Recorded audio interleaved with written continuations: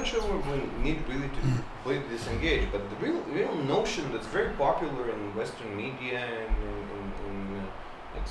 or NGOs and universities is that solving the Israeli-Arab conflict is the key to Middle East prosperity and peace, and this is absolutely nothing to be based upon. This is a completely ridiculous notion, especially considering the processes that we see right now going through the Muslim world and the Middle East in general. Now, it doesn't mean that we don't have to have negotiations and we don't have to look for like technical solutions to different problems and issues, but pressing Israel as if the possibility, the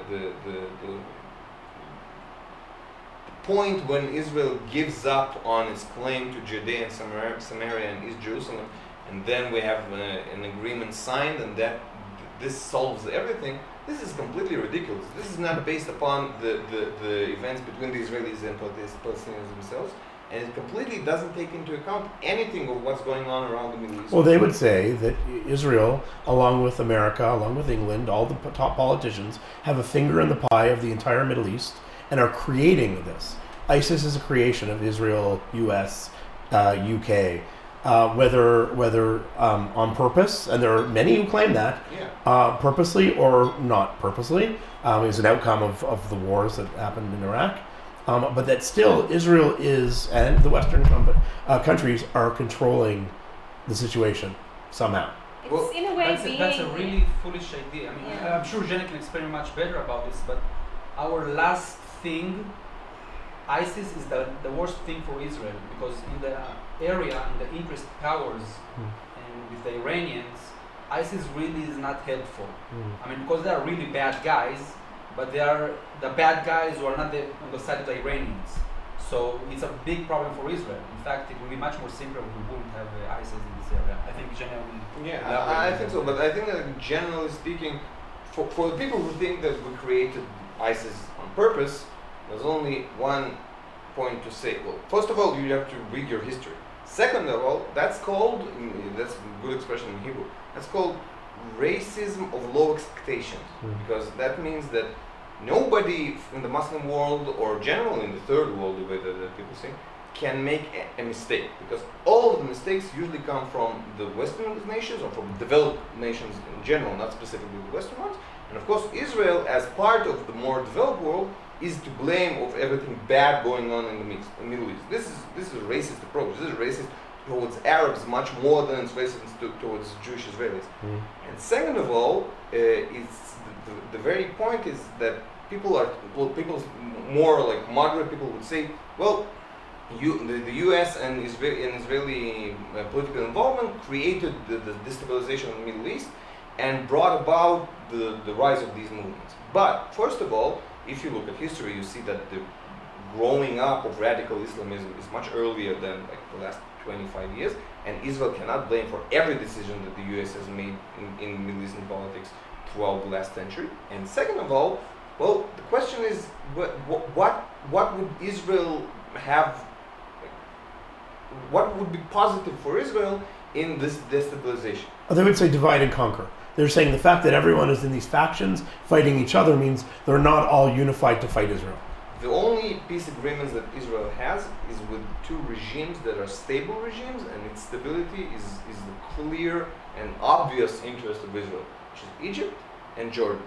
Every other possibility of like signing anything collapsing into complete chaos like it's happening in Syria or in Iraq or in Lebanon, which was a terrible decision by Israel to get involved with the internal Lebanese politics.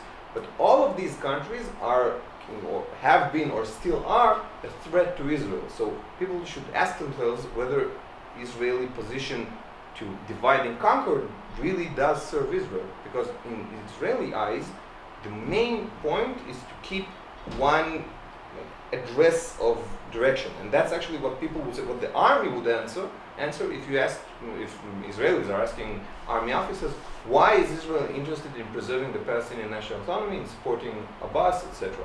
The answer is that Israel is very, very much interested in keeping something stable. Yeah. So we don't like the unknowns. Yeah. which is... This is Donald Rumsfeld. Well, that's an example of foreign policy blunder. The person is speaking about being careful from the unknown and making a decision that brings about the all hell I rights. hope I don't come out as like a conspiracy theory person, but I kind of view this as a very like anti-Semitic point of view, because if you say you're being anti-Semitic but you're using positive words, meaning if the conflict between Israel and the Arabs is resolved, it would be fine.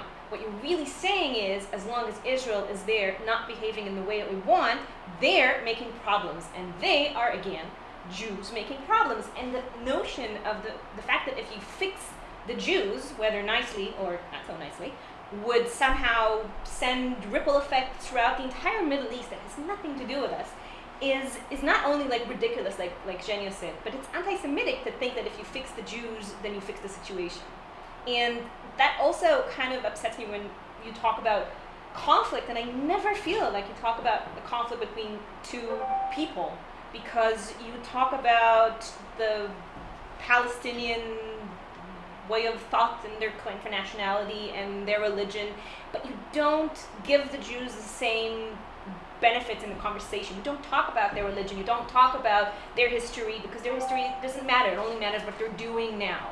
So there's the doer, and then there's the one that suffers, there's the oppressor, and then there's the one who's being oppressed. And Israeli claims to East Jerusalem or Judea, Samaria are never accepted on the same ideological level as the one of Palestinians. Nobody really says, well, the Jews have their claim and the Palestinians have their claim. Now, let's say like these are balanced ideological, like historically balanced claims. Now let's see what we're doing here. They would usually speak about as the West Bank, which is Palestine, and now Palestine, which is being occupied by Israel, and we have to sell it. But nobody is really giving any thought to the fact that these areas are not only important to Israel in terms of security or having a nation state, but it's also a very deeply rooted historical area that every Jew, or almost every Jew, has some kind of a connection to that. Doesn't mean that every Jew would be convinced that we have to have settlements or we have to even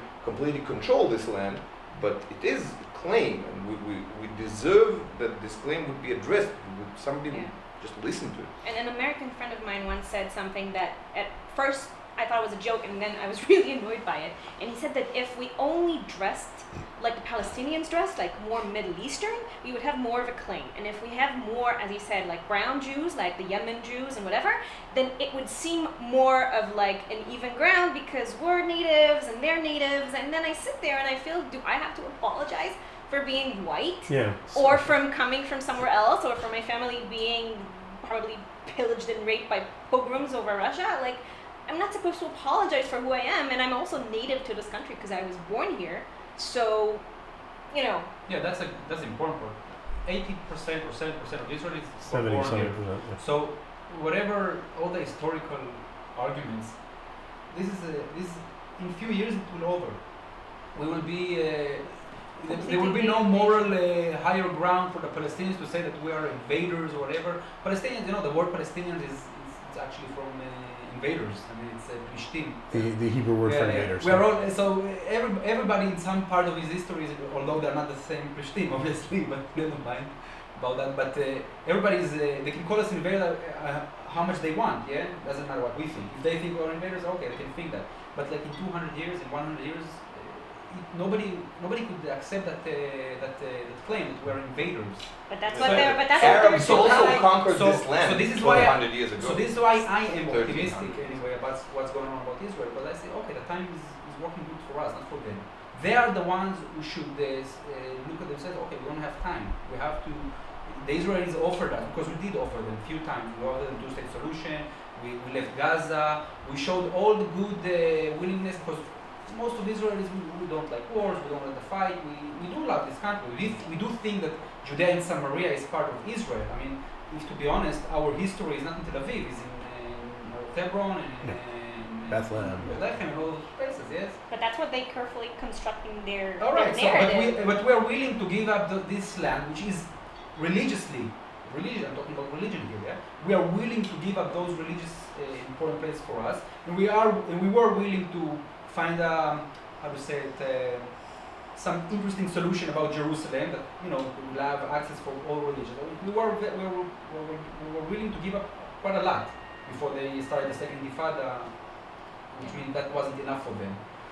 So they have to understand that time is not working good for them; it's working good for us.